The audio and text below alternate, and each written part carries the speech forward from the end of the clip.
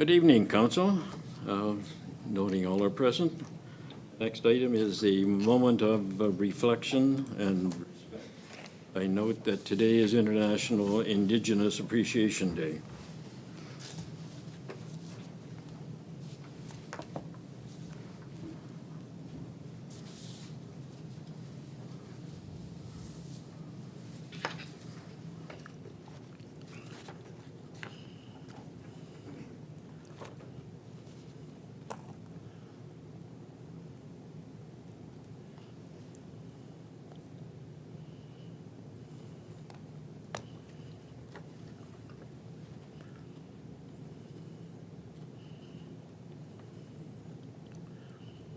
Thank you very much. Item 3.1, the confirmation of agenda. Josh? That council adopts the agenda for the meeting of August 9th, 2023 as presented. Seconder, Deputy Mayor Barber and Councillor Van Rice. Seeing no discussion, all in favor? It's carried. Thank you. Is there any declaration of pecuniary interest? Councillor Roselach.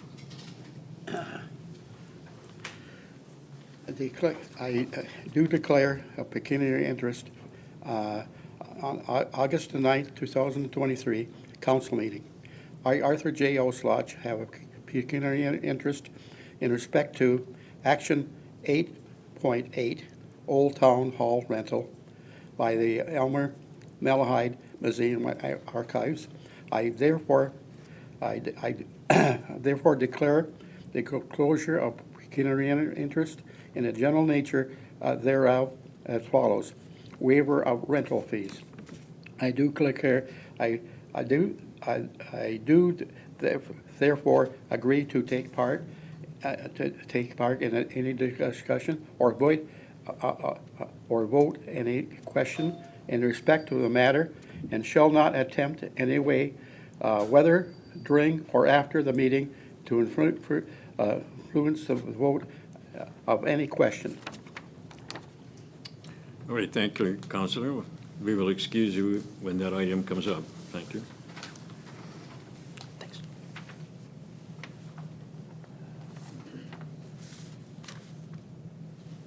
We're not excusing him now, but he went back there. All right, item 5, delegations and public meetings. First item is a committee of adjustment.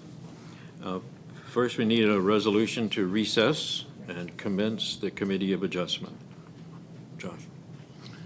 That council does recess and now commence a committee of adjustment hearing at 5:33 p.m. Mover and seconder, Councillor Chamber. Sorry about that, and again, Councillor Desrosiers. It's been too long since we've had a meeting. I can forget already. Excuse me. All right. All those in favor? It's carried. Thank you. Now consider application A0723. The Committee of Adjustment of the Town of Elmer is convened to consider application A0723. Additional information relating to the application is available for inspection between 8 a.m. and 5 p.m. weekdays at Elmer. Signed written submissions are accepted by the Secretary-Treasurer prior to or during the hearing, and such submissions shall be available for inspection by any interested party. If a party who is notified does not attend the hearing, the committee can proceed, and the party is not entitled to any further notice of hearings. Submission or request for notice can be sent to clerks@town.elmer.on.ca. A copy of the decision will be mailed to those persons who have attended or are represented at the hearing, and those who have filed a written request with the Secretary for notice of the committee's decision. The committee will receive input in the following order: presentation of the staff report by the Manager of Planning and Development, the agent or applicant, the public, and finally staff and the clerk. Application A0723 is made by Trevor Benjamins of CJDL on behalf of Ava Dyke, the owner of property known municipally as 50 Murray Street in the town of Elmer. The purpose of this minor variance is to provide relief to the minimum front yard depth, minimum exterior side yard depth, and minimum rear yard depth regulations of the residential Type 1A R1A zone to permit the construction of a single detached dwelling on a conditionally approved residential infill parcel. And this parcel is associated with the severance file number E2022. Mover and a seconder. Councilor Rosier and Councilor Chalmers. Okay, we'll move on to the, could the Manager of Planning and Development please provide the report? Good evening. Thank you, Your Worship, and members of Committee of Adjustment and the public here this evening. Just to add further, the variance will reduce the following. The minimum front yard from 7 meters to 5 meters, minimum exterior side yard, depth from 7 meters to 2.5 meters, and minimum rear yard depth from 7.5 meters.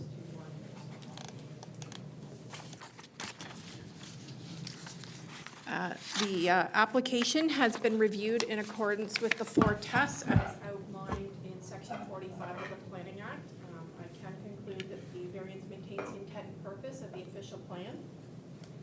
The variance maintains the intent and purpose of the zoning bylaw. The variance requested is desirable for the appropriate and orderly development and use of the lands and buildings. And lastly, that the variance considered is in fact minor in nature.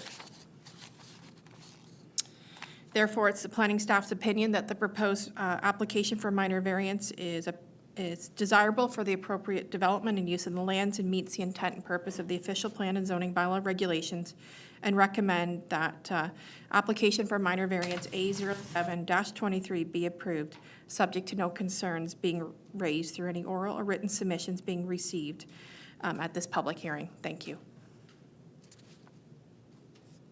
Very well, thank you. Is the applicant or an agent present? If so, do you wish to speak to the applications? Yeah. State your name, please. And Good evening. My name is Trevor Benjamins. I'm a planner with CJDL Consulting Engineers in Tilsonburg. I'm the agent on the application. I would like to thank the committee for hearing our application for a minor variance this evening, and I'd also like to thank the Town of Elmer planning staff for the positive recommendation to approve the minor variance. CJDL is in support of the minor variance and believe it does satisfy the 4 tests under Section 45 of the Planning Act. If there's any questions, I will be happy to answer them. Thank you. thank you. Has the clerk received any additional communications related to this application? Through you, Mr. Chair, there have been no additional communications received. Council, did you have any questions of Trevor's? Or any questions at all? Okay. Josh, can you read the recommended resolution?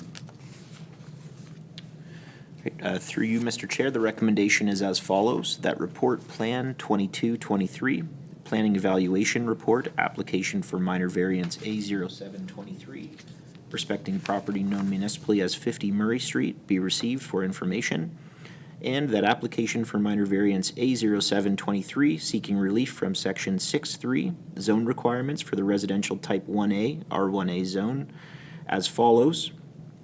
Minimum front yard depth of 5 meters, minimum exterior side yard depth of 2.5 meters, and minimum rear yard depth of 4 meters for the proposed retained parcel be approved to permit the construction of a single detached dwelling. You've heard the resolution. All those in favor?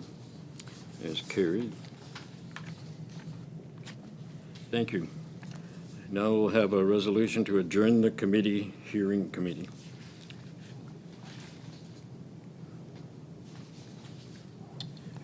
That the Committee of Adjustment meeting does now close and council reconvene at 5:39 p.m. Mover and seconder, Councillor Chapman and Councillor Oslad. All those in favor? Is carried. Now on to the public hearing under the Planning Act. And first, we need a resolution to recess and enter the public hearing. So Josh? That council do now commence a public meeting at 5:40 p.m. to receive input from the public with respect to the planning evaluation report regarding applications for official plan amendment OPA 0323 and zoning bylaw amendment ZBA 0323, and this is respecting property known municipally as 245 and 249 John Street South. So we have mover and seconder, Deputy Mayor Barbara and Councilor Desrosiers. All those in favor? Is carried. Thank you. So now we're into 14.1. This public meeting is taking place under the Planning Act 1990 as amended.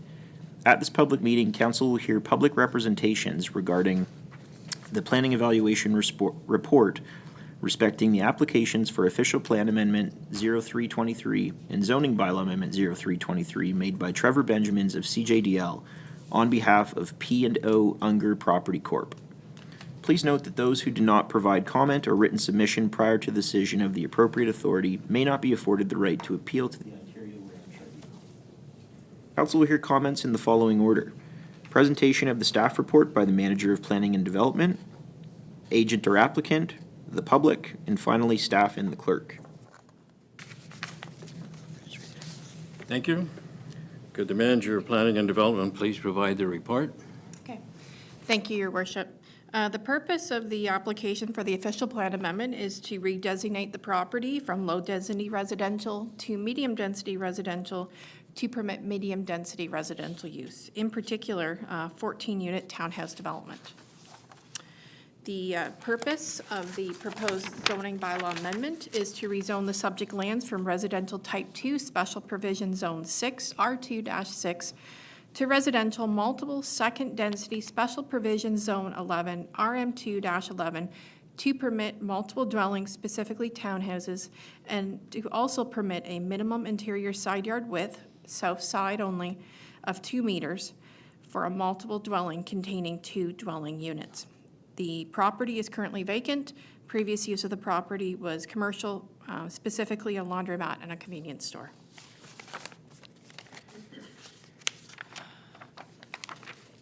As part of the application submission, the following reports were submitted: planning with justification report, functional servicing report, stormwater management report, traffic impact study, and a phase 1 and phase 2 environmental site assessment. Moving on to planning evaluation, I reviewed the provincial policy statement, and I can conclude that the proposed official plan amendment and zoning bylaw amendment are consistent with the provincial policy statement.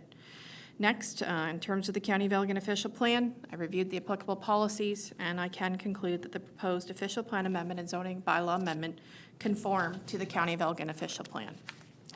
Next, the Town of Aylmer official plan. As you can see in my report, I focus my attention in that area because that is where the most specific, most applicable policies are pertaining to this development. I can conclude that the proposal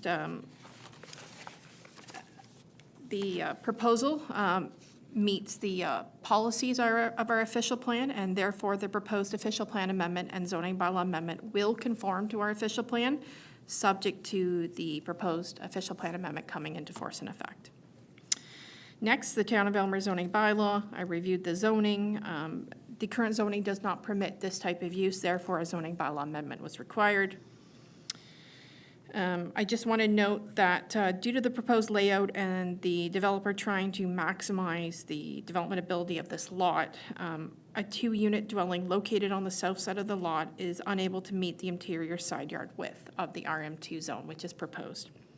I do want to note, however, that the proposed reduction in the interior side yard from 3 meters to 2 meters is appropriate, as it still provides, in my opinion, sufficient amenity area and buffering to the adjacent land use next door, and also provides a greater interior side yard width than what is required in the adjacent zone, which is 1.2 meters. So we're in fact adding additional lands on the side yard than what would normally be permitted with the adjacent property and in that zone that it's located in.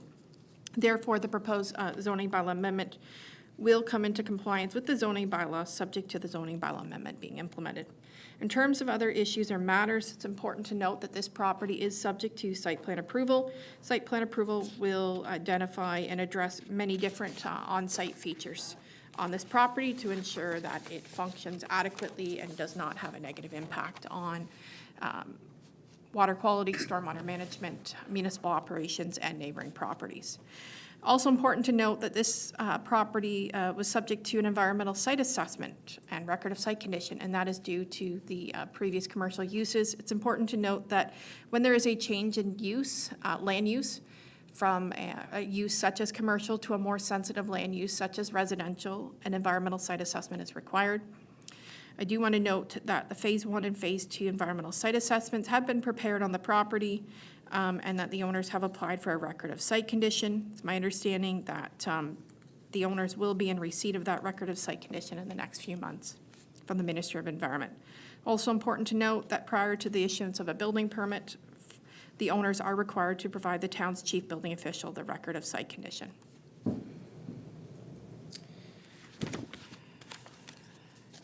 In conclusion, it's the planning staff's opinion that the proposed official plan amendment and zoning bylaw amendment are consistent with the provincial policy statement and conform to the county's official plan. Recommend that the request for the official plan amendment be adopted and that the zoning bylaw amendment be approved, subject to no concerns being raised during this public meeting. Thank you. Thank you for the report. Is the applicant or agent present? Mr. Benjamin, thank you. Good evening, Trevor Benjamins with CJDL. Again, this is a different applicant this time, but thank you, Your Worship and members of council, for hearing the proposed official plan and rezoning of the property. CJDL is in support of the official plan amendment and rezoning, and if there's any questions, I'll be happy to answer them. Thank you. Thank you. Are there any questions from council at the moment? Councilor Van Raes? Through you, Mr. Mayor, I have one question, if you're able to, not sure if you're aware, is the developer planning on selling these units, or are they going to be rentals? I believe they're going to be rentals, but that's yet to be determined. Okay, wasn't sure if you knew, just curious. Thank you. Deputy Mayor Barber? Thank you, Worship. This project has been several years in the making, and it's good to see that we're going forward, at least at these steps. Thank you. Does the clerk have any questions? Oh, another question. Councilor Desrosiers. Thank you, Josh, and thank you, Mr. Mayor. I also want to second what Deputy Mayor Barber said. This has been a development that's been a long time coming, and I'm looking forward to it. Opposed to having a pit there, we're going to have an actual townhouse development, so this is really nice. My only question it might be Trevor, maybe you can answer, maybe you can't. I guess it's the southwest portion of the property. There's a note on the plans that removal of existing landscaping to property line. Is that necessary for that area there for development purposes? I'm not quite sure what you're referring to, but that would probably be a matter for site plan control, which the applications are subject to. So I feel like that's a question that would probably be addressed better at site plan control stage. So I'm sorry, I'm not able to answer your question. Heather might be able to speak to that. If I may, I just want to make certain I'm clear. You're saying it's the southwest? Yes, southwest corner. It says remove existing landscaping to property line. And what's existing there right now is a flower bed from the neighboring adjacent property. And it is cutting in quite a bit. And the reason I'm asking is because the property owner had discussions with the property owner of this property, and that, they were going to tie into it. And so this is relatively new information to them. So I'm just following up for them. Okay. So yes, this is a matter that would be addressed through site plan approval. If it is the desire of council to see this landscaping remain, I would recommend that it be incorporated into the resolution and be part of the site plan approval. As you're aware, site plan approval is, the authority from council has been kind of given over to staff. I've heard your comments. I agree that we would want to keep that. I think it probably would be best if we can incorporate it within the resolution so that it is, that there's no opportunity for it to kind of get lost, if you know what I'm saying. It's best if we have it in resolution. Very well. Councilor Chapman. Through you, Your Worship. Could you explain what you're talking about? The southwest corner, I can see that, but I don't see a flower bed or, I don't have that map. Okay, so on the property, if you look, okay, maybe best if we bring up a large scale within my report. It would be, let me get it here. Page 17. Okay, and it's figure 2. How large is the area we're talking about? If it's the one I believe, that I understand from Councillor DeRosier, I believe it's just a small area. It's the portion right closest to John Street, correct? So it's just a matter of Yeah. preserving all the work that the Yes. garden and flowers and everything else? I believe it's overlapped, is my understanding. As you know, flower beds, you plant them and they get, blooming and they grow, and sometimes they do overlap into property lines. And I believe from looking at this survey, it appears as though that has been the case, that the flower beds that belong to the property to the south have in fact grown into the Okay. property in question. Councillor DeRosier had another comment? Yeah, just to follow up, like, the property owner, like the neighbor, is fully aware that it's encroaching on, like, over their property, like, they're not oblivious to that.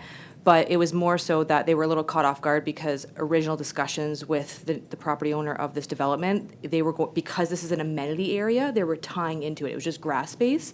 So my question was this necessary, this removal, is it necessary for development? Is there something they're doing there, is that why they're removing it, or what was the purpose of this removal of existing landscape? Unfortunately, I'm not able to answer that. That's more of a kind of an engineering side, if there's something from an engineering perspective. I'm not seeing anything per se on the drawing here that would require it. I'm wondering if perhaps maybe that information was maybe perhaps not communicated to the consultants. And again, the consultants being cognizant of the fact that this is the property lines and the boundaries, and that, properties are to contain like their own landscaping on their own property. I wonder if perhaps that's a concern. I wonder if Trevor can add to that further. I don't think there's any reason why it couldn't be retained, based on my understanding of the site, and there's no driveway or parking spaces there or building. Okay. Yeah, from what I'm seeing on the plan here, this is a grassed landscape area. So yes, if this is the desire of council, I would recommend that it be incorporated within the resolution. And then we can ensure as staff that this is a requirement within the site plan agreement. You have a question, Councillor Rahi? Could that have something to do with like the surface water runoff? Like for this building, do they have to go around the perimeter of it with that black canvas down in the ground so far for water runoff? That could have something to do with it. Just a comment, I guess. Maybe I can speak to this and through your worship to Councillor Rahi. Just knowing the site and knowing the plan for this, I believe that was the case, is that there's a planned swale on the south side of the property line. So it was more to keep distances from the existing garden edging, because the garden is edged quite deep. It's a lovely garden if everyone knows the site. It was to get some distance to that swale. But by all means, it could be retained as well. So it's more of just a note on the drawing. If it's council's direction, it could be removed from the drawings at the site plan stage. Deputy Mayor, Do we know for sure that the garden is on the residential property's property? Looking at the topo survey, which is how these lines are derived on the drawing, it appears that it's slightly overhanging. So typically, you would remove any private gardens from a site like this.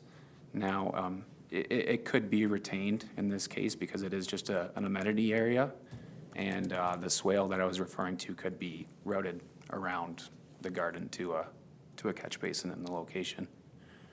So it appears to be overhanging by about 6 inches to a foot from the topo survey. sorry, you're saying that we're talking about something that's about a foot? That's correct. Okay. I think that suggestion is that we include it in the resolution. Josh?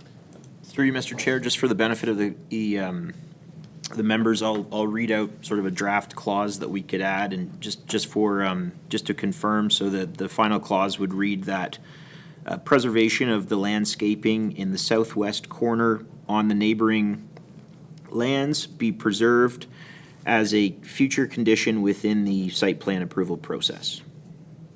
Yeah, okay. One more question on this.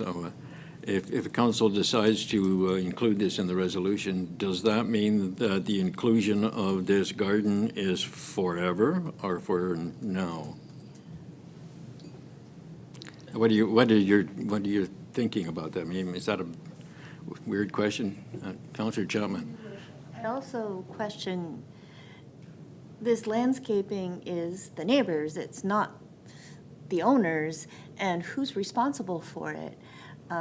You know, I know that if it was my property, I'd want to do what I want with my property. I wouldn't want to keep landscaping that belonged to somebody else. I know these gardens, they're beautiful, but reality is that you shouldn't be encroaching on someone else's property. And if it interferes with the plans for this development, I don't think that we as council should be deciding that they have to keep it. Okay, John? Through your worship, and to Councillor Chapman, one, I guess, control for that, and just to perhaps mitigate what you'd brought up was, within this resolution, we can specify that it's, on the neighboring lands. So really, as far our ability to obligate, somebody to manage landscaping that's encroaching on their own property is very limited. But we can specify that, landscaping in the southwest corner on the neighboring lands be preserved. So really, I think that that's exclusive of the section that would be encroaching on the developed property. Okay. Councillor Desrosiers? Thank you, Mr. Mayor. And I just want to be clear with my council members. I don't know if anything was misconstrued here. I wasn't looking to put a resolution on the table to keep the gardens. It was just a question about what's in the plan is different than what was discussed between the developer or the property owner and the neighboring property owner. So I just wanted clarification for the neighbor if that was necessary for development purposes. That's all I was asking. So, I mean, I'm happy with whatever we decide to do, but it was really just to get clarification, so thank you. Thank you very much for that comment. Can we leave it up to the developer and the neighbor to work out rather than make this a motion in council, right? I think it would be best just to leave it up to the people involved. All right, so we can take that out. Any other discussion on this? All right. Have you received any other communication or members of the public that want to speak to this? Through you, Your Worship, we've not received any members of the public register to speak. However, I'm not certain if we've got members that are present this evening that do wish to speak. All right, I don't see any members there. Right. Any other discussion by council? Just a clarification, Your Worship. So we're striking the condition? Yes. The understanding, I think I see the consensus that we'll just leave well enough alone and they can work it out between themselves. All right. Okay, with no further discussion, we can adjourn the public hearing and council can consider an action on the report. Can you read the recommended resolution? That council do now close this public meeting at 5:59 p.m. and reconvene the meeting of council. Mover and seconder, Councillor Desrosiers and Councillor Chapman. All in favor? And that is carried. Thank you. We can consider an action on the report. That report, Plan 2323, regarding planning evaluation report, applications for official plan amendment OPA 0323 and zoning bylaw amendment ZBA 0323, respecting property known municipally as 245 and 249 John Street South, be received for information. In that council, the town of Elmer adopts the proposed official plan amendment application OPA 0323 in accordance with the bylaw 5123 and forwards the necessary documentation and bylaw to the County of Elgin for future approval. And further, that Council of the Town of Elmer approves the proposed zoning bylaw amendment application ZBA 0323 in accordance with the bylaw number 5223 and considers providing 3 readings to that bylaw 5223 at the bylaw section of the agenda. Okay, if you haven't been following along, this is the resolution we were talking about. Right. We have to move out of the hearing in order to pass that resolution, is what we did. We moved out of the hearing, and now that resolution is in front of you. Need a mover and a seconder for it. Councillor Van Raes and Councillor Chapman. Any further discussion from council? Seeing none, all those in favor? Right, thank you. Now we will continue with the regular council agenda. Go back to item 6, I believe. Adoption of council and committee minutes. Minutes to approve. Josh. That council approves the following minutes. Regular meeting of council held on July 12th, 2023. Mover and seconder, Councillor Oslach, Councillor Rahi. Any errors, omissions? Seeing none, all those in favor is carried. 6.2, minutes to receive. That council receives the following minutes. Meeting of Elgin County Council held on June the 27th, 2023, and meeting of Elgin County Council held on July the 11th, 2023. Mover and seconder, Councillor Chapman and Councillor Desrosiers. Comments or anything? Seeing none, all those in favor is carried. Thank you. Consent agenda, item 7. Josh? That item 7.1 and 7.2 of the August 9th, 2023 consent agenda be received for information with actions to be taken as noted. Mover seconder, Deputy Mayor Barber, Councillor Desrosiers. Comments? Seeing none, all those in favor? It's carried. Item 8, action items, 8.1, Town of Petrolia Council Resolution.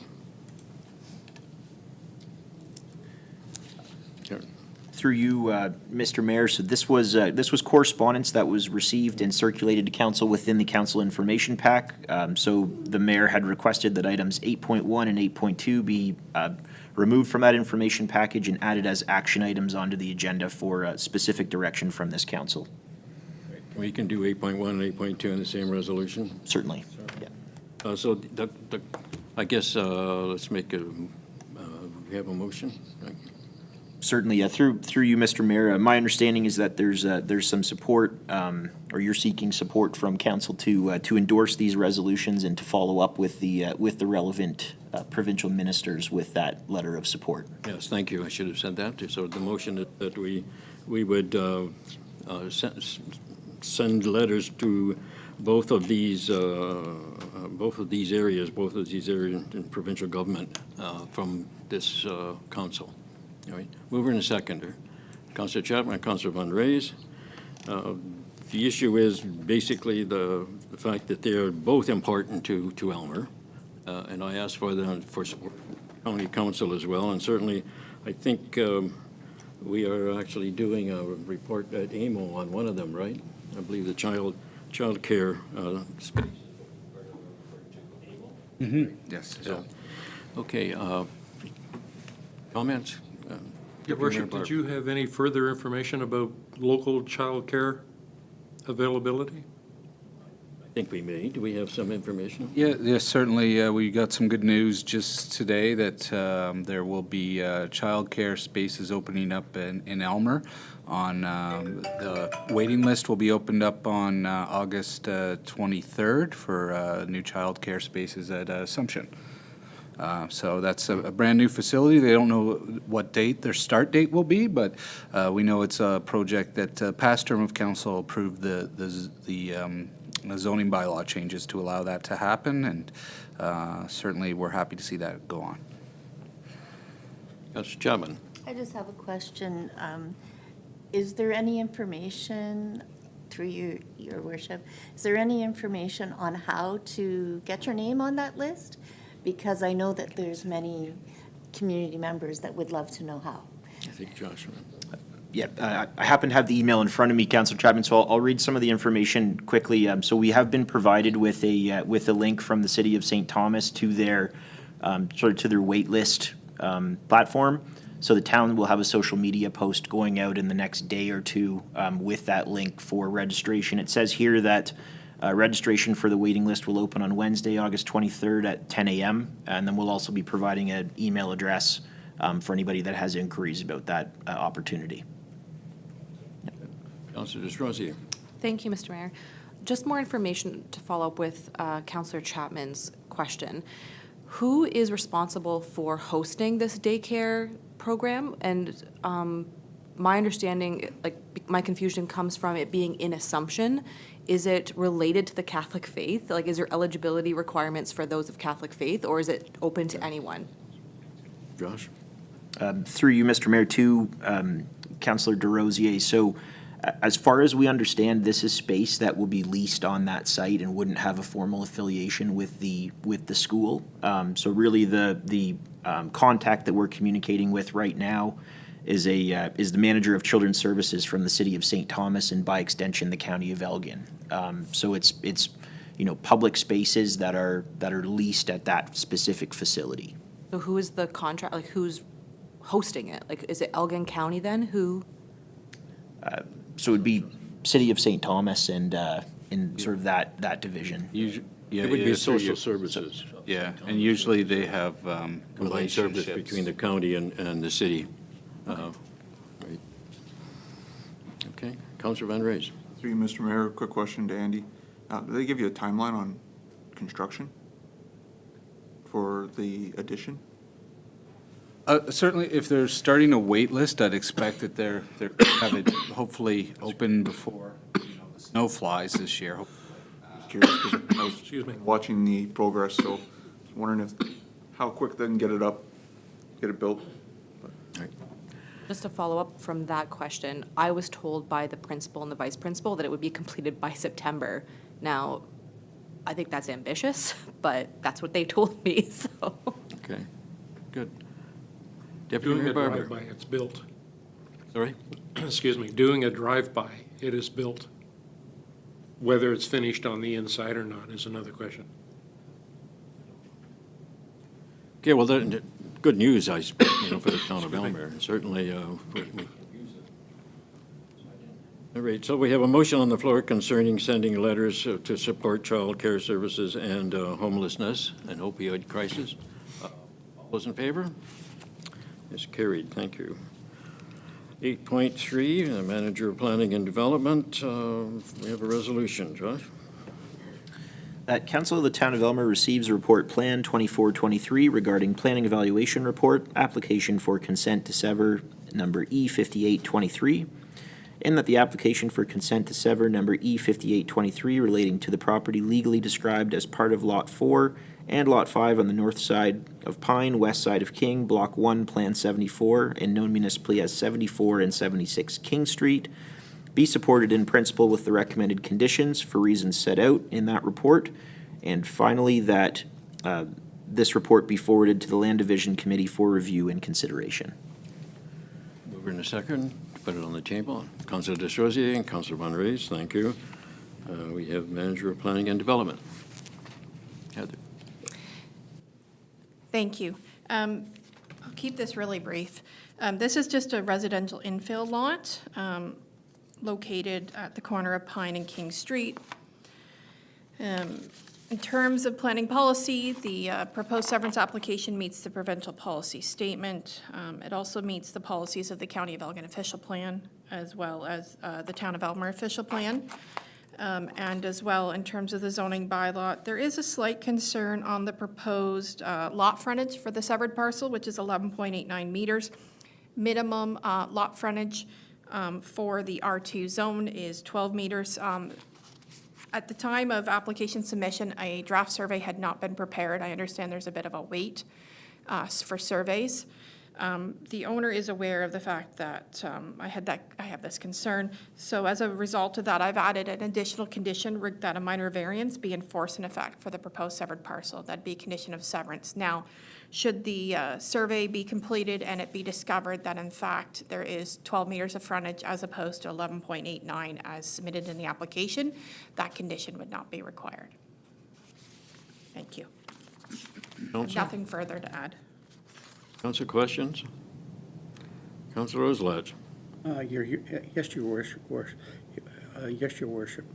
The house on the corner of Pine and King is a heritage designated heritage plaqued house for the town of Elmer.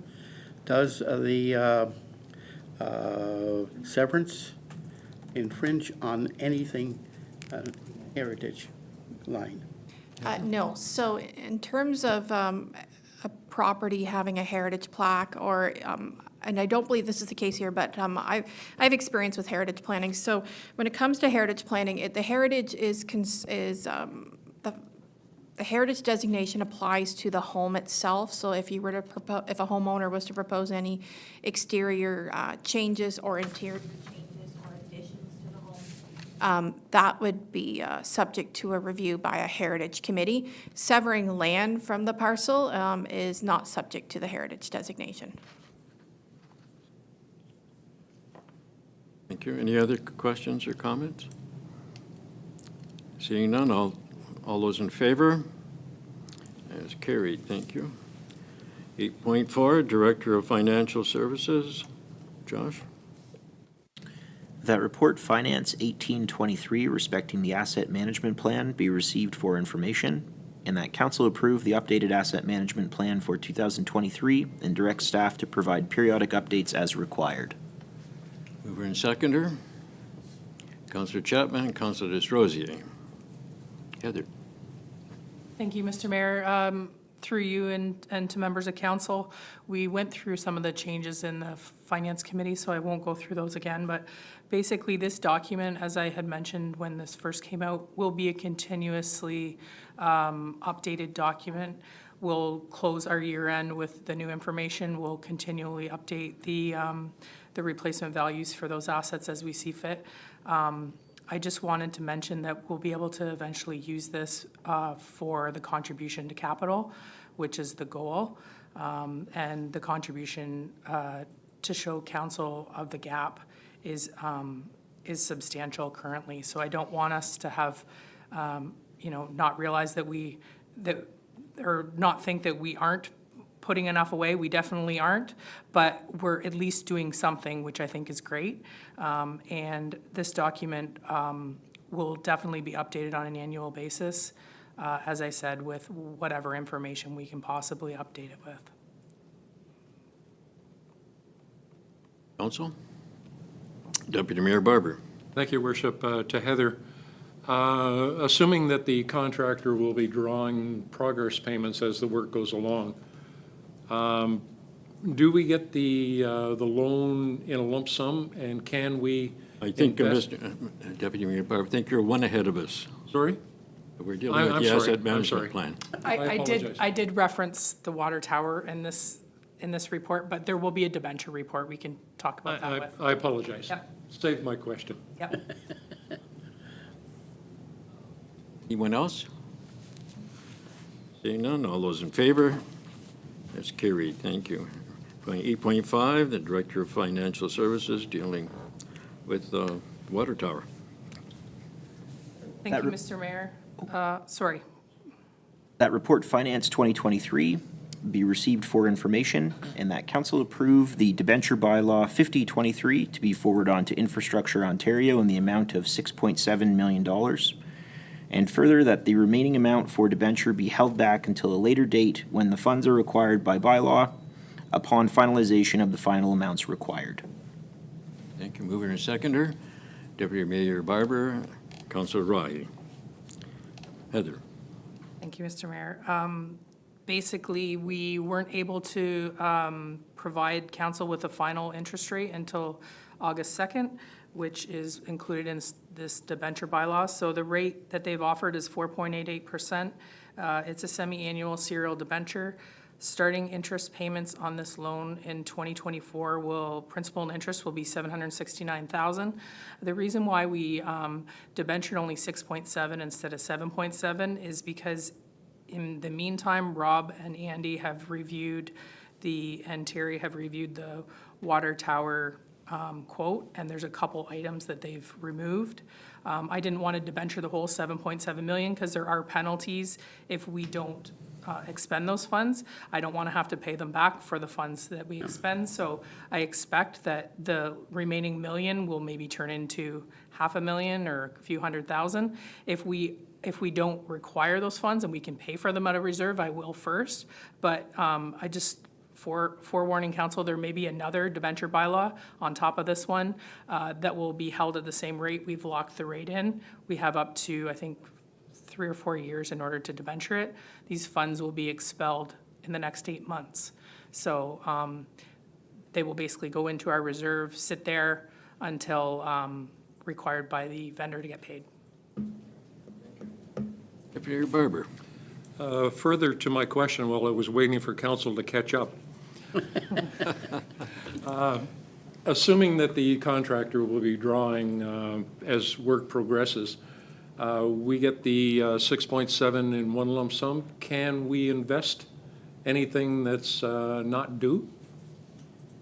Through you, Mr. Mayor, and to Deputy Mayor Barber, these funds will sit in our reserve account at the current deposit interest rate that BMO offers. I believe I have a payment certificate coming up here in the next 30 days for about $1.1 million. So those funds will sit in that reserve account collecting interest as an investment, essentially. At year end, we take that interest rate, those contributions, we back them out of the operating budget, and we disperse them across the reserves. So based on the valuation of each reserve. So yes, we will be investing that money within our own bank account until the cash flow is required by the vendor. Thank you. So we're actually making money on some of that money. Very good. Yes, sir. Can we borrow 30 million and do the same? They're pretty strict on the requirements. There was a lot of back and forth with the construction timelines and the certifications that we had to do to make sure that we were expending the funds for the purpose that we set out. So I don't think I can do that. Okay. Anyone else? Seeing none, all those in favor? That's carried, thank you. 8.6, Director of Financial Services Reserve Policy, Josh? That report, Finance 2123, entitled Reserve and Reserve Funds Policy Update, be received for information, and that council directs the treasurer to complete the journal entry to move $50,000 to the new insurance/legal reserve for 2023 and $30,000 for the communications equipment reserve for 2023 from the surplus deficit, and further that council directs staff to prepare an updated bylaw 6219 establishing the reserve and reserve funds policy. Thank you. Mover and seconder. Councillor Chapman. Councillor Van Raes. Heather. Thank you, Mr. Mayor. Council will recall that they've seen this reserve policy update in April. I hate updating these policies multiple times in a year, but I saw it fit after the fact to update this because of new information. So the communications equipment reserve, as the fire chief and Andy presented in the finance committee, is something that I believe we need to establish.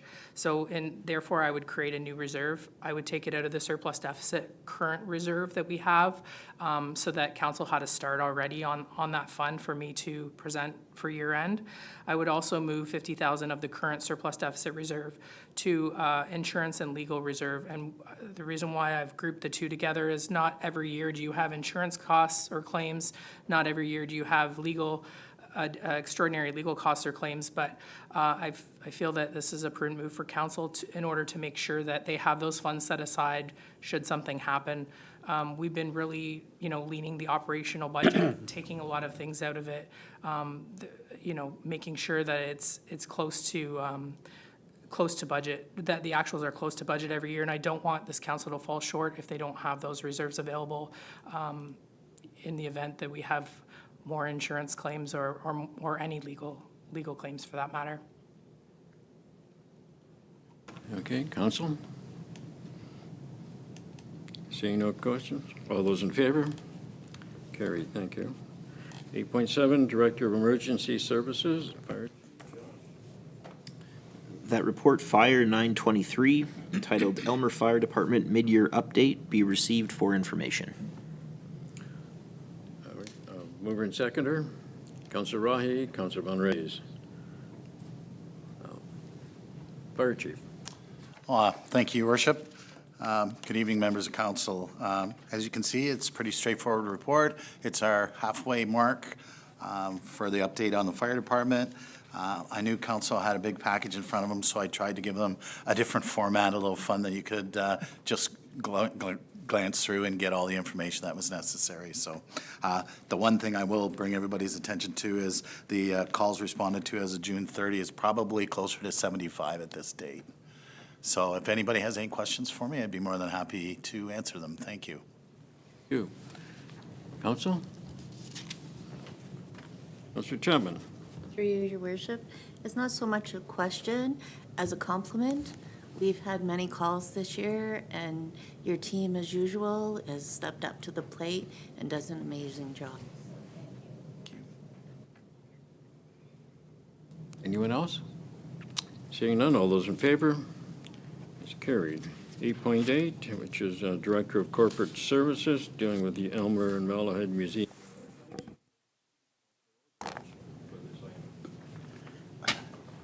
Again. I'm excused.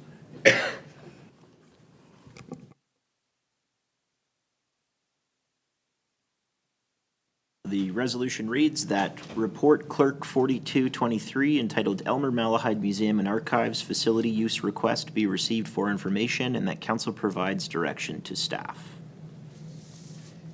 Mover and seconder, Councilor Van Reyes and Deputy Mayor Barber. Okay, Josh, or who's making the report? You are? All right. Through you, Mr. Mayor, and to council, staff are in receipt of a waiver request from the Elmer Malahide Museum and Archives for the use of the Elmer Old Town Hall for a fundraising concert this October. So this request represents an in-kind donation of approximately $235. And, I do want to note that while the town has granted several in-kind donations through the annual grants and donations process, local community organizations and similar not-for-profits have not been provided these types of in-kind facility donations outside of that budget process for grants and donations. So that said, we do have provisions within our rental rate bylaw to grant these types of requests. However, it's historically not been our practice outside of the grant and donation cycle as a part of the budget. And finally, I wanted to note that the town provides an annual contribution of of $20,000 to the Elmer Malahide Museum and Archives. And with that, happy to take any questions, and we are seeking direction on whether or not to entertain this specific request. Council. Deputy Mayor Barber. Thank you, Worship. Wishing the museum all the best in their fundraising effort. I think it would just be opening up the barn doors to grant the request, expecting that other groups may be deserving of the benefit of a free rental. And it's my opinion that we should respectfully turn it down. Councilor Desrosiers. Thank you, Mr. Mayor. I would like to second what Deputy Mayor Barber said. As difficult as it is, especially given the capital expenses that this facility is projected to have in the near future, we're talking in the millions. I know the rental rate is, middly as it sounds, $230 is in comparison to $1 million. It's apples and oranges, but as Deputy Mayor Barber said, it's kind of setting a precedence. We do it for one, we got to do it for all.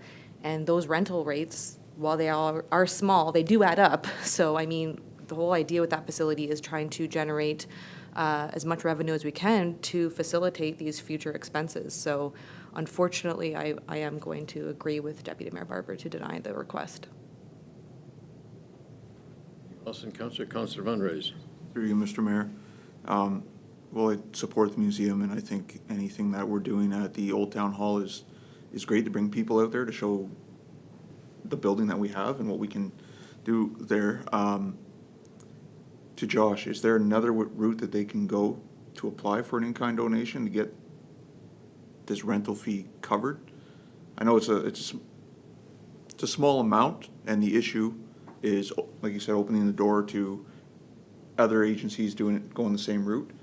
But I'm just wondering if there's a way we can help out, if there's another way that they can apply for it.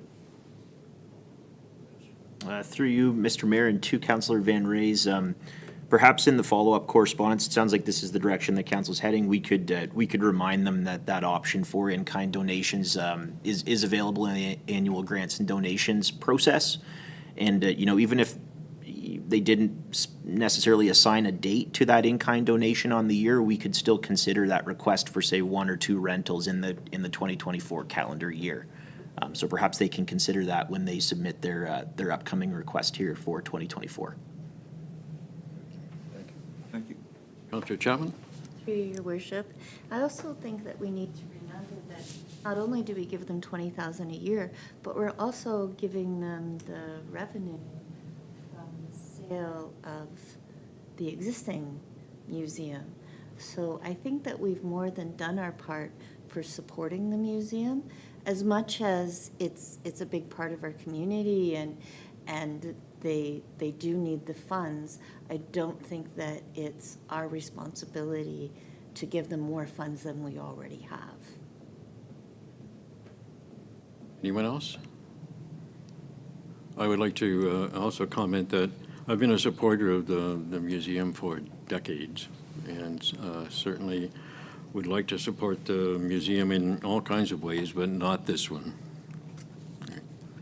Anyone else? Councillor Wright. Through you, Mr. Mayor.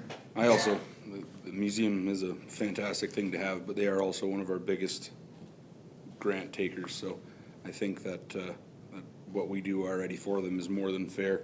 I know that the $230 or $35 isn't huge, but that place does need to bring in, the Old Town Hall does need to bring in some income somehow, and it does add up over the years, so.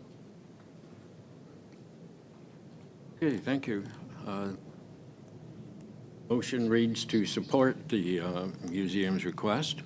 So I'll call the question. All those in favor? All opposed? And the motion is defeated. Item 8.9, Director of Corporate and Legislative Affairs, Grants and Donations Report. Josh.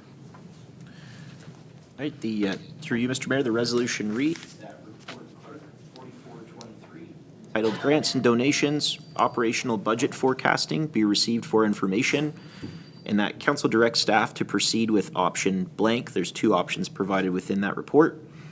The council directs staff to proceed with option blank as outlined in the report clerk 4423. And seconder, Councillor Desrosiers, Councillor Chapman. Okay. Council? No, the report person.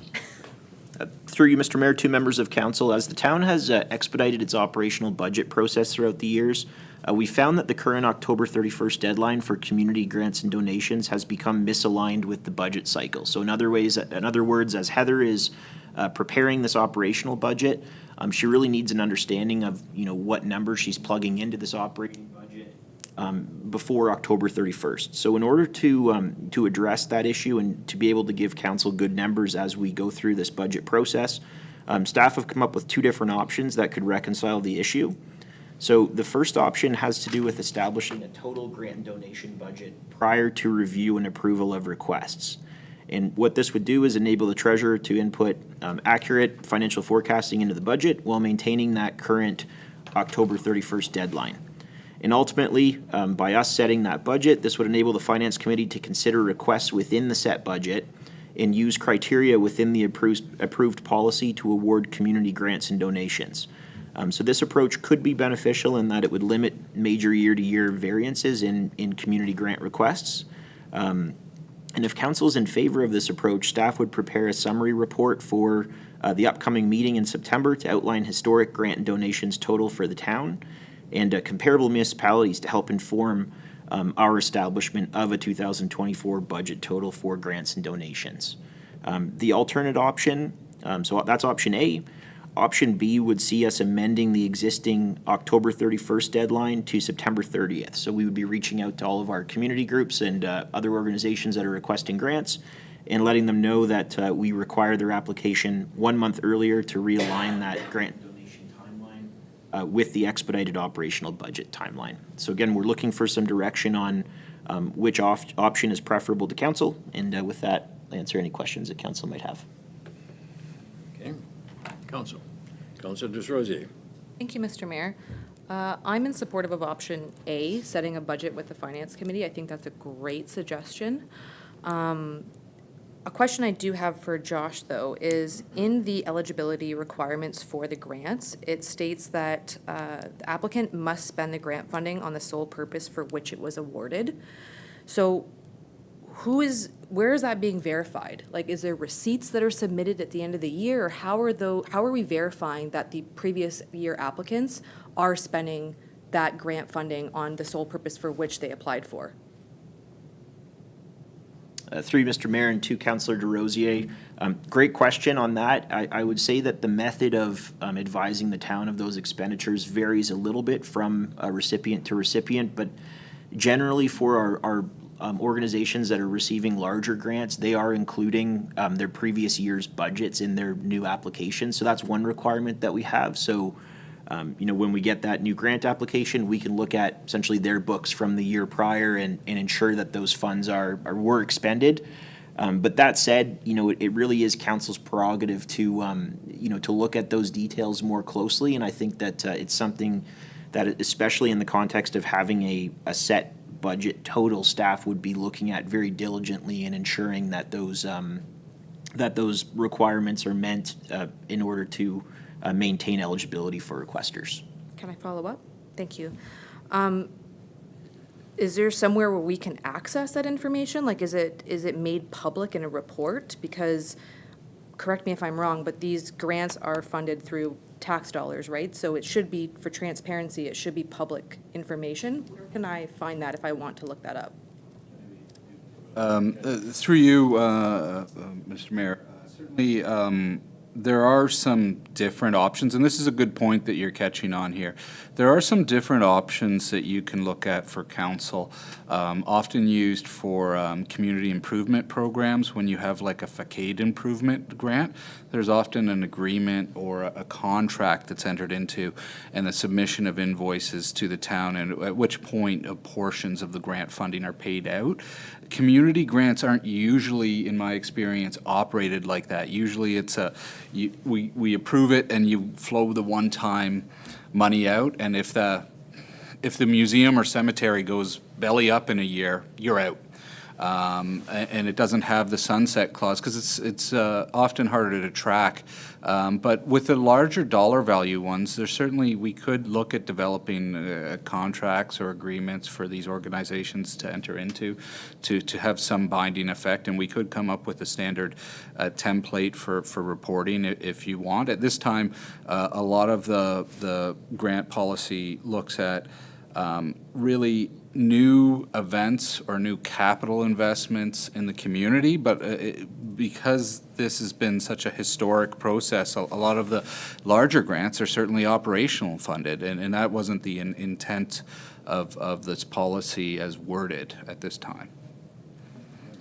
You want to follow up? Just go ahead. Yes, I'm so sorry. So just to clarify then, can I access this information now from previous applications, or are you telling me it doesn't exist? Through you, if you wanted to find out for the museum or Anybody, any of the the applications? cemetery, it would likely be largely staff salaries that the grant's going to, operational funding that would be tracked through their annual audits and budget reports that they provide. But are the applicants submitting like a summary or a statement at the end of the year to validate this? Hey, just hang on a minute. Josh, I think, has an answer. So through you, Mr. Mayor, and to Councillor DesRosiers, so kind of what Andy said, being that a lot of these budgets do include staff salaries and information that would be confidential, what we did last year with those application packages was we just sent them specifically to members of council for their review. So they aren't on the public record, those detailed line-by-line budgets. But I will say that, you know, the application submission requirement is a detailed proposed budget for the fiscal year that the grant is being applied for, detailing expenditures and revenues, including a list of all other sources of funding and grants and donations, formal financial statements from the preceding fiscal year, which will include statement of financial position signed by 2 directors, and statement of revenue and expenditures. So we were in receipt of that specifically for the larger requesters, but due to the, you know, in some cases confidential and proprietary nature of that information that we requested, it was only circulated under closed package to members of council in last year's grant cycle. So perhaps a solution that we could look at would be redacting those and still making them public. But otherwise, I think that's really the best that we've got at this point in terms of being able to verify that those funds were expended is by looking at the previous year budget. And the other component of it too is that we might want to look at some form in the future, at some form of contractual agreement, because for the larger values, I mean, there's not much sense in staff spending a lot of time and energy chasing around $500 or $1,000 amounts.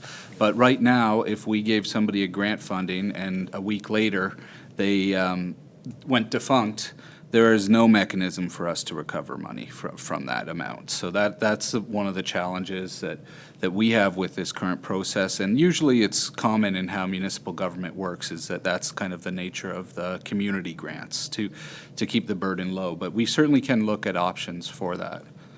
So what is staff looking for in this particular today in terms of direction to staff? You're looking at a date on which grants are ended, and you're looking at the other option.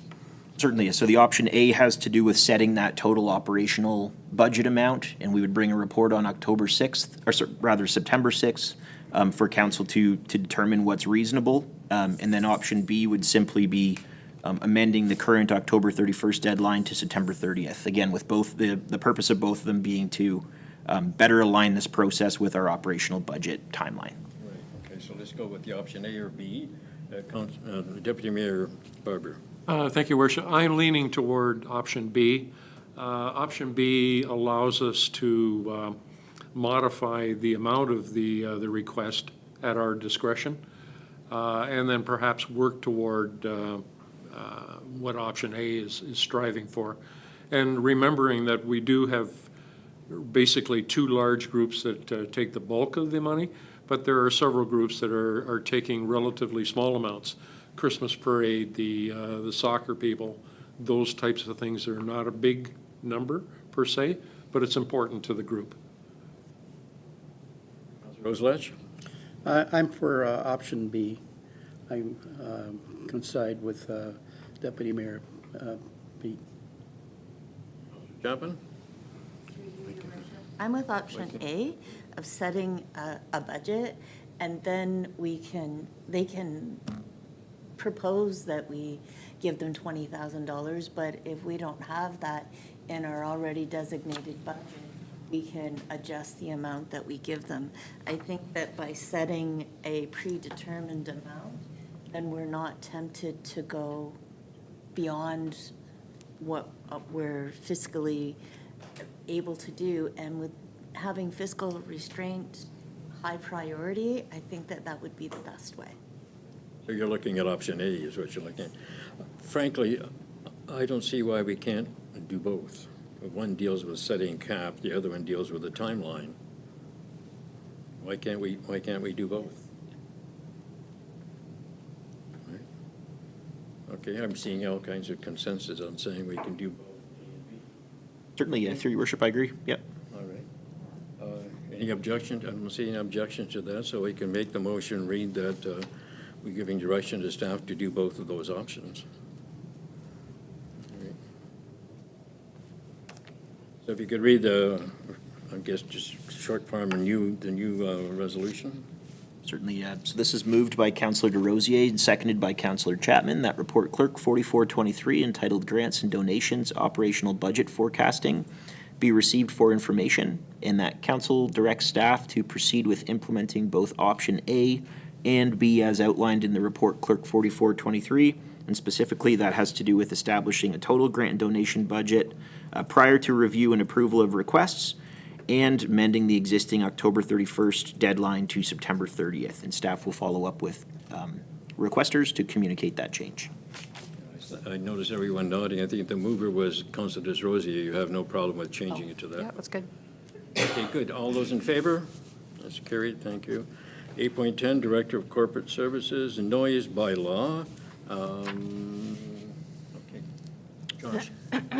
That report, Clerk 4323, entitled Noise Bylaw Update, draft bylaw for review and comment, be received for information, and that council directs staff to present a final noise bylaw for consideration at the regular council meeting session on September 6th, 2023. Mover and seconder? Councilor Rosalege and Councilor Desrosiers.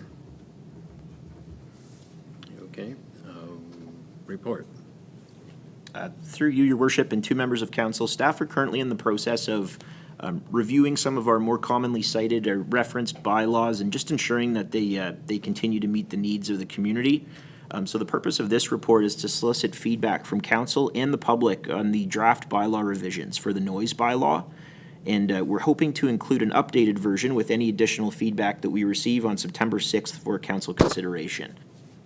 You know, there's a fair bit of information in both of these bylaws. I will state that this isn't an amendment to the existing noise bylaw. This is a full repeal and replace. But I will say that, you know, the previous bylaws from 1984, it has served us well, but there's some major deficiencies that we're hoping to address. So at a high level, the key difference between the draft noise bylaw and the existing bylaw 8084 has to do with enhanced specificity for provisions within that bylaw and clearly defined penalty provisions for enforcement. So in the town, complaints received respecting noise are addressed by both the town contracted by law enforcement officers and the Aylmer Police. Given that the town contracted by law enforcement officers are not full-time, the Aylmer Police respond to the majority of noise-related complaints, and they have specifically requested a review be undertaken upon this bylaw 8084. So based on a multi-year review of the town bylaw and our records of complaints, the majority of noise-related complaints that we're dealing with have to do with excessive barking dogs. And you know, well public education and communication with the objective of achieving compliance are always going to be our preferred methods of enforcement. So again, that's communicating with the folks that we're receiving complaints about, et cetera. It is still sometimes necessary to use fines to achieve compliance. So with that said, in our current bylaw format, without set fines, it's very difficult for enforcement officers to issue a ticket on the spot. They end up having to issue a long form summons, and that implicates the POA, and it's a very extensive process. The proposed process is much more streamlined and would relieve that burden for our enforcement officers. And I'll say as well that the draft bylaw is heavily based on comparable municipalities within Elgin County and in area that are currently serviced by the Elgin POA Court. So it's similar to the City of St. Thomas bylaw, and as a result, the Provincial Offences Court is familiar with this enforcement tool, the set fines that are included within it, et cetera. And finally, I do want to note one change from this proposed bylaw versus our previous has to do with specific provisions for relief from the noise bylaw. So right now, our current noise bylaw, if somebody's seeking relief from it, they need to seek permission from the police chief. And we found that to be somewhat unconventional, especially given that it bypasses, you know, the council table altogether. So with this proposed bylaw, it would include a process for council approval for requests. You're able to do multi-year requests, et cetera. So again, we're seeking feedback on this proposed bylaw. We'll integrate that feedback into an updated version on September 6th. And with that said, happy to answer any questions that council might have. Council. Don't see any question. Deputy Mayor Barber. Thank you, Worship. Just to confirm that conciliatory compliance with the various bylaws is still the objective. And this draft bylaw is just for those circumstances where diplomacy hasn't worked. Would that be fair? Yes, that's correct. Anyone else?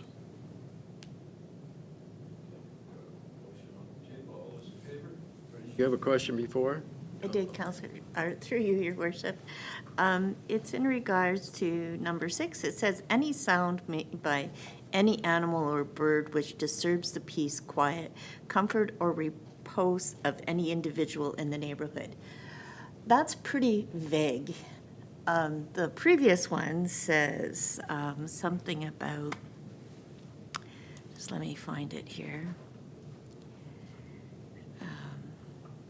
I don't know if I'll find it, but it's basically saying excessive barking or something like that. So what is considered, this one says, now I can't find it, I'm sorry. It basically says that if the neighbor complains about a dog barking, then there would be a fine. But dogs bark. So there's nothing about excessive barking, which is what the complaint should be. So that would be something that I would just put a note in there. Dogs bark, that's a reality.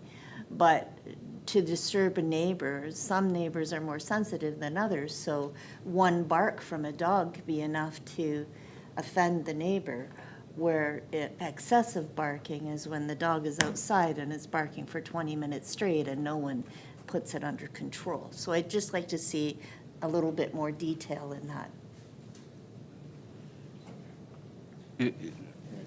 If it assists, dog barkings are, animal noise ones are some of the hardest ones to prove. So usually when a bylaw enforcement officer attends a site, and it's the first or second or third or even fourth call for a dog barking, what they will do is either provide the neighbor with kind of a logbook or tell them to take a logbook, because you need to document pages and pages, get out your tape recorder, tape it, have pages of that before you're actually going to end up at court on that. So that is an area where, although the wording is kind of vague, it is also very difficult. There's a very high level to prove that in court. So certainly, we don't have much concern from a staff level of a lot of tickets being issued willy-nilly on that because of the burden of proof on the complainant, I'd say. Any further comment on that? Any comment from council? Okay.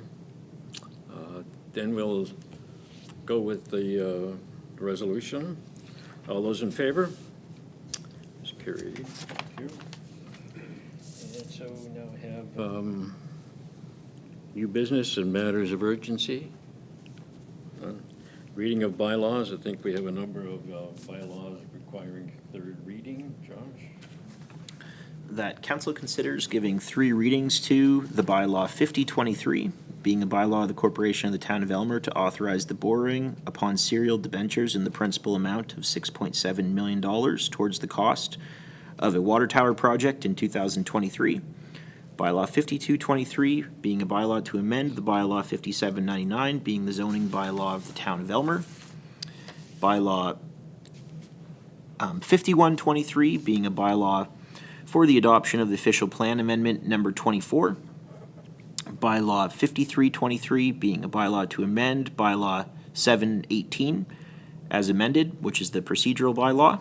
And the council will recall we had given notice for that 2 meetings ago. And finally, the bylaw 5423, being a bylaw to confirm the proceedings of council at the regular meeting held on July the 12th, 2023.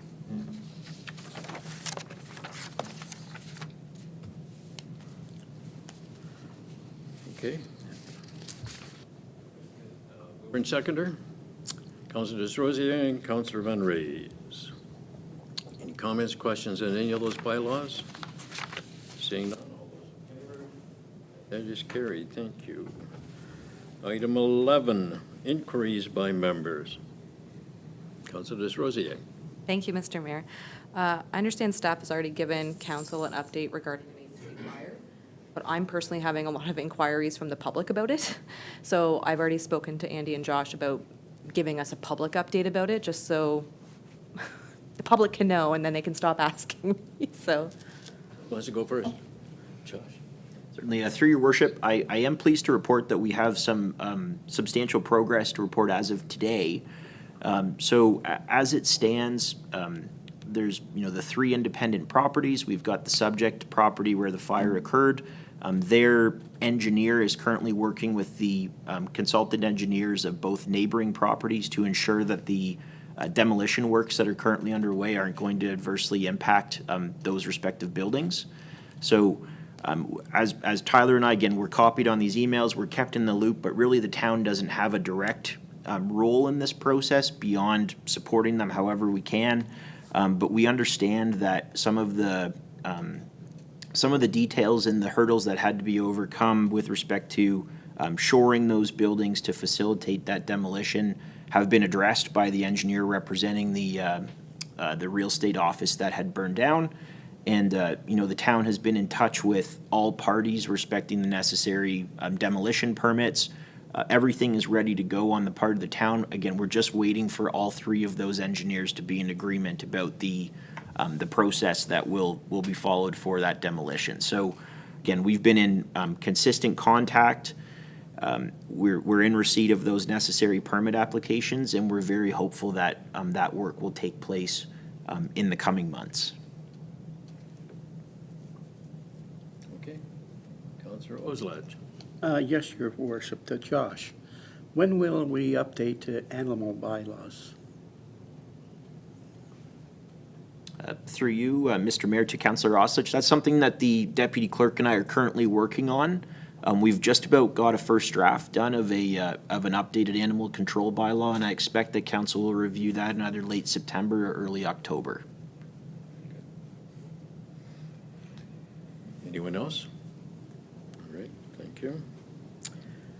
Statements and committee reports by members of council? No statements or committee reports? All right. Report of the mayor, a few items. First of all, as you know, this is Elgin County Pride Week. There was also a Pride Month in the month of June, and we flew the flag during the entire month of June.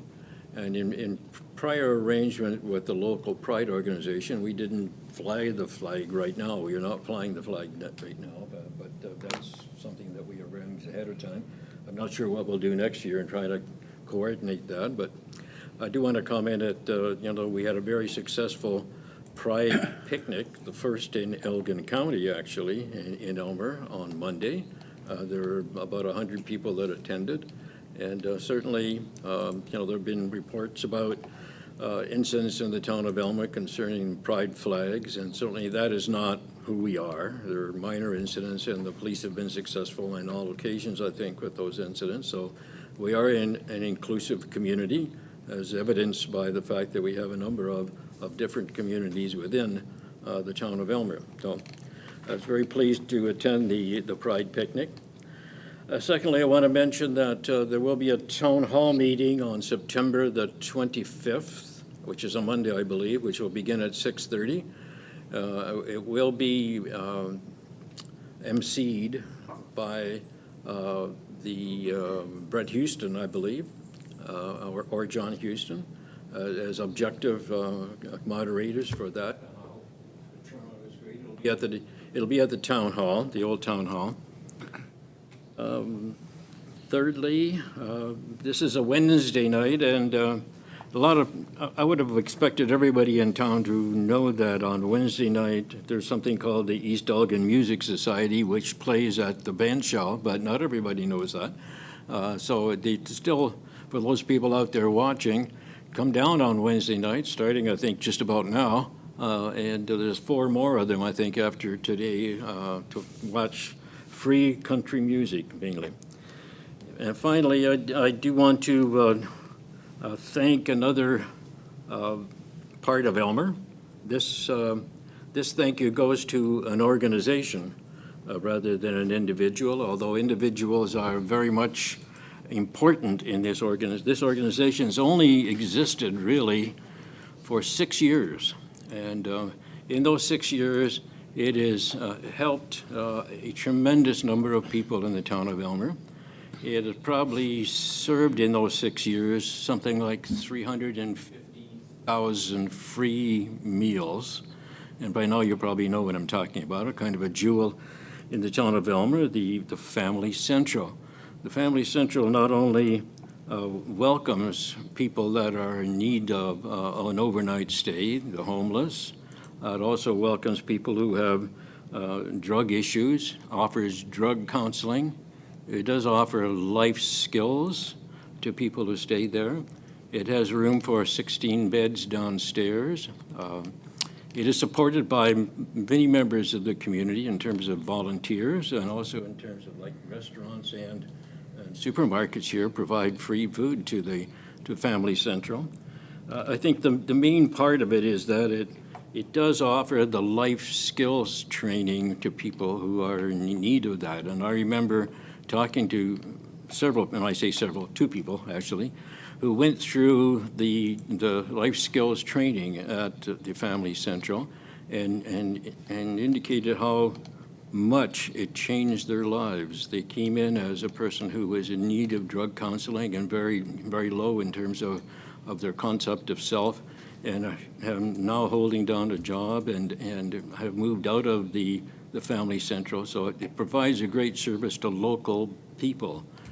The person who has run this place for 6 years is Sean Doyle. And so a big thank you on behalf of the mayor's office for Sean Doyle and the Family Central team. Right. Notice of motions. Any notice of motion? Next one. Meeting closed to the public. Resolution. That council moves into a meeting closed to the public at 6:56 PM to discuss the following matters. Item 15.1, this is a report from the Manager of Planning and Development, Report Plan 2523 respecting Leslie Avenue lots update. In consideration of this item is being closed to the public pursuant to Section 239(2)C of the Municipal Act as amended as the subject matter pertains to a proposed or pending acquisition or disposition of land by the municipality. Item 15.2 being a report from the Director of Corporate Services. This is Report Clerk 4123 respecting property matters and property standards on abandoned lands. And this item is closed to the public pursuant to Section 239(2)F of the Municipal Act as amended as the subject matter pertains to advice that is subject to solicitor-client privilege, including communications necessary for that purpose. Item 15.3 is a report from the Chief Administrative Officer, Report CAO 4423, respecting ECC agreement governance.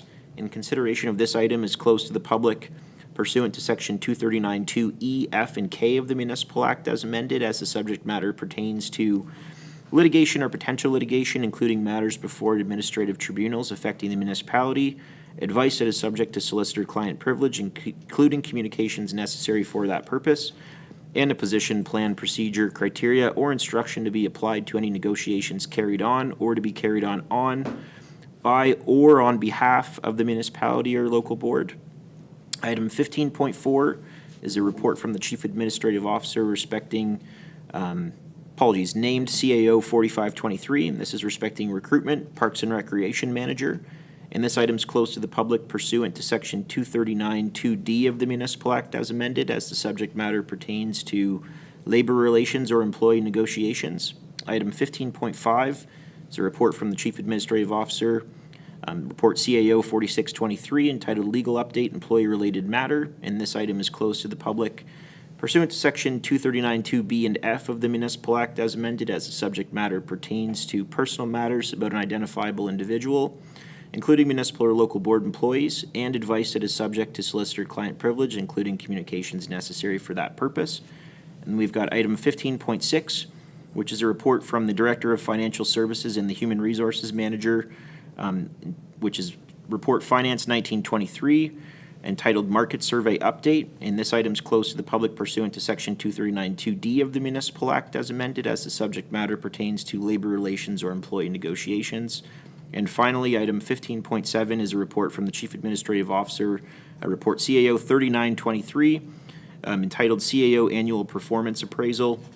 And consideration of this item is closed to the public pursuant to Section 2392B of the Municipal Act as amended, as the subject matter pertains to personal matters about an identifiable individual. Thank you very much. You wouldn't want to repeat that, would you? Anyway, yes, mover and a seconder. Counselor Van Raes and Counselor Chapman, and all those in favor. Carried, and we'll have a brief recess and move into closed session.